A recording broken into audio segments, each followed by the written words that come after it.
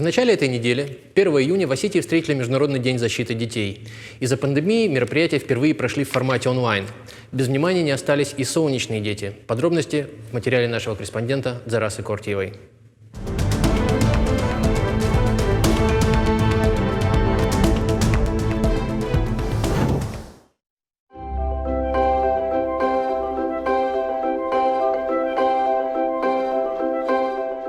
Нарисую называть папу, маму и кота.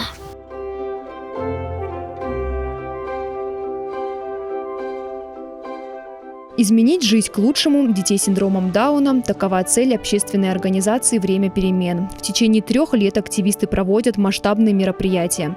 1 июня отмечается День защиты детей. Праздник, призванный напомнить о детях, а особенно нуждающихся в помощи.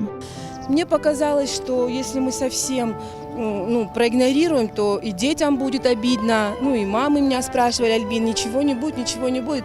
Но я понимала, что выйти куда-то, пойти детей развлечь мы не можем, и надо придумать что-то другое. Не знаю, как-то мне пришла в голову такая идея, что минимум, что я могу сейчас сделать, это онлайн-конкурс устроить. Конкурс такой я объявила: рисунок или стихотворение на тему детства.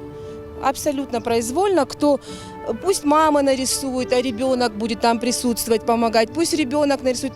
Для Альбины было важно заинтересовать родителей в конкурсе, чтобы их дети проявили себя во время режима самоизоляции. Я подумала, что просто так их выставить будет неинтересно, и предложила за это определенные призы какие-то.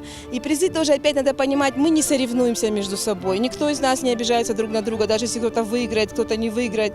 То есть будет победитель, но проигравших тоже не будет. Сразу было объявлено об этом. В организацию «Время перемен» обращается много неравнодушных людей. Среди них Марина Мкциева. Она и ее однокурсники спустя почти 40 лет объединились в новом качестве и ко Дню защиты детей организовали помощь детям с синдромом Дауна. Именно в этот момент, что существует такое сообщество таких вот необычных солнечных деток, и что одна из мам тоже является моей коллегой по совету. Я ей позвонила и предложила тоже оказать посильную, нам очень это хотелось сделать. Они, конечно, были очень тронуты, мы просто хотели поздравить этих деток и этих особенных родителей. Потому что мы действительно считаем этих родителей из категории особенных. Потому что Господь Бог посылает 3 испытания: детьми, властью, деньгами. И вот поднять детей, воспитать их – это очень ответственное, тяжелое дело. А вот поднять вот таких деток, которые нуждаются в постоянной реабилитации, по сути дела, они 1 на 1 со своими родителями.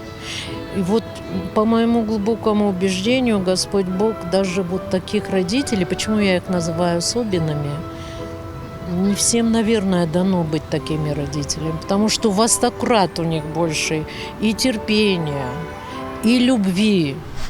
Вы же поймите, за эти 40 лет каждый прожил и провел свои испытания, трудности. Но всякий раз, опять вернусь к Господу Богу, Он, давая эти испытания, всякий раз наказывал нас любовью. И поэтому вот эта любовь, она держится, и мир держится на этой любви. Просто та искренность, которую вот отозвались, и я так думаю, что это не последний момент. Конкурс проходил в социальных сетях. Основной критерий – максимальное количество лайков. Но проигравших в этом конкурсе нет. Главное – это участие. Первый приз получил это был приз зрительских симпатий. 6000 лайков там с чем-то было, да.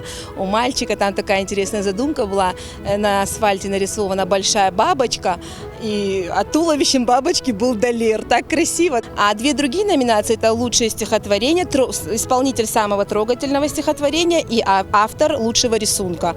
И вот там тоже по лайкам Яриша больше всех лайков как исполнитель стихотворения получила, а Барсак за лучшую картину. Вот так мы выбрали 3 номинантов.